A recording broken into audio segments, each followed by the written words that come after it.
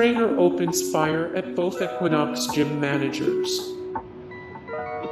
Abeku Wilson opened fire in a Coral Gables Equinox gym in 2017, killing one employee and wounding another before ultimately turning the gun on himself. Wilson, a former trainer at Equinox, entered the gym with a purpose. He planned to kill the gym's managers Janine Ackerman and Mario's Forties. He was previously a popular trainer with a great reputation and was known for being very amicable. Mario's Forties initially survived the attack but succumbed to his injuries the next day. An Orange County gym owner was killed by his former best friend. In March 2016, Orange County MMA gym owner Fanis Lutalo was murdered in his own gym by former best friend, Kirk Vernell Price. Allegedly angered by the fact that his girlfriend dated Lutalo over a decade ago, and that Lutalo had more professional success, Price decided murder was his only option. Price sporadically worked at Lutalo's gym, was banned a year before the murder for misconduct. Price had recently apologized, and the argument seemed resolved when Lutalo forgave him. Despite burying the hatchet, Price threatened to kill Lutalo the day before the murder. Since Price had made the same threat many times before, the warning went unheeded. Price approached Lutalo in the back of his gym building and opened fire. He was charged with several felonies, including murder and possession of a firearm by a felon. A man opened fire at a Pennsylvania LA fitness because he hated women.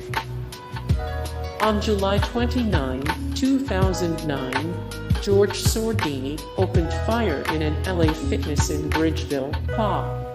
He killed 3 women and wounded 9 when he fired approximately 36 times on an aerobics class. His arsenal of guns included 2 9mm semi-automatics, 45 and 38 caliber revolvers, plus 30 rounds of ammunition. Eventually, he killed himself with a shot to the head. 2 notes were found on the scene. Neither was an outright suicide note, but both delineated his issues with depression and dating. They found a wealth of evidence at his apartment, including a schedule of gym classes and a diary outlining his hatred of women. It detailed his anger over lack of intimacy. He had a blog called Crazy George where it's clear through his writings that he viewed women as objects and felt he was owed something from them. His manifesto was similar to that of Elliot Rodger, the man behind the Isla Vista massacre. Sordini worked as a systems analyst for a local Pittsburgh law firm and had no prior history of criminal behavior. Missy Bevers was murdered before her church gym class. Fitness instructor Terry Missy Bevers was brutally murdered in Midlothian, Texas. Bevers hosted a weekly early morning boot camp called Camp Gladiator in a local church. On April 18, 2016, a student arriving at the boot camp found Bevers bludgeoned to death with multiple puncture wounds on her body. A surveillance video in the church revealed a figure dressed in a helmet, gloves, and a vest with police written on it, checking out the space prior to Bevers' arrival. Police received 1,300 tips, but have so far been unable to charge anyone. Bevers' husband, Brandon, believes that his wife's killer is someone she knew and that the murder was not random. There is a zero reward to find her killer.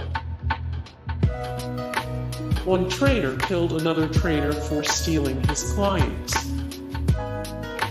Ricky Gutierrez narrowly escaped with his life when trainer Mark Anthony Diaz opened fire in a Vista, California boxing gym in 2010.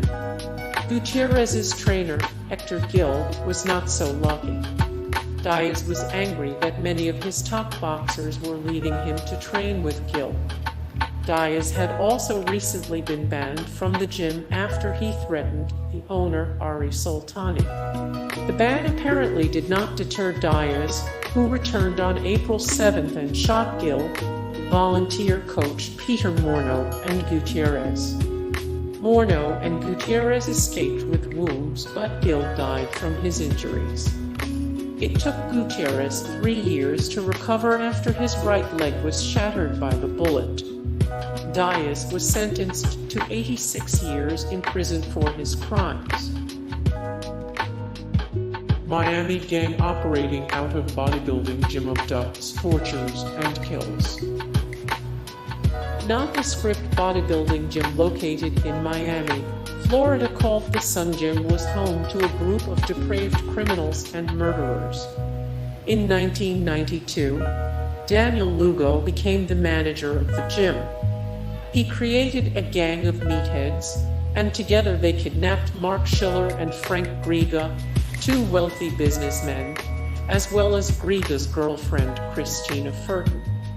They tortured Schiller for a month and held him in a warehouse, forcing him to sign over $26 million. They attempted to kill him by staging a car crash that made it appear Schiller was under the influence of alcohol. However, he survived and testified against the men in court. During Griga and Furton's abductions, the pair tried to fight off their attackers. Griga was bashed in the head, and Furton was given an overdose of tranquilizers. They both died, but not before the men forced them to sign over property.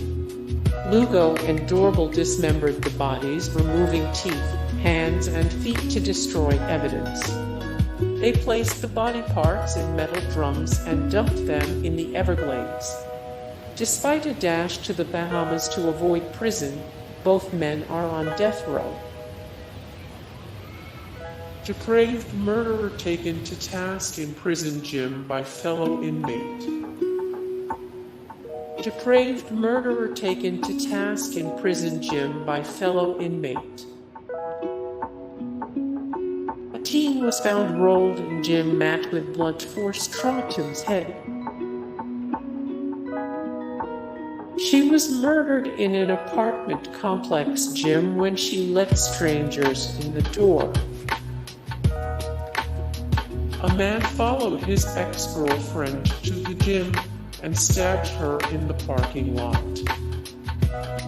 A man followed his ex-girlfriend to the gym and stabbed her in the parking lot.